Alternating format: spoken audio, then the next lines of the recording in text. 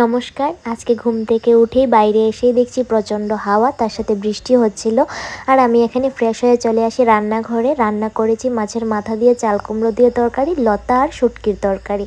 তারপর স্নান করে অফিসের কাজ নিয়ে বসে গেছি, কিছু কাজ পেন্ডিং ছিল। আর 3 ভাই মিলে এখানে গল্প করছিল। বাইরে তো বৃষ্টি হচ্ছিলই।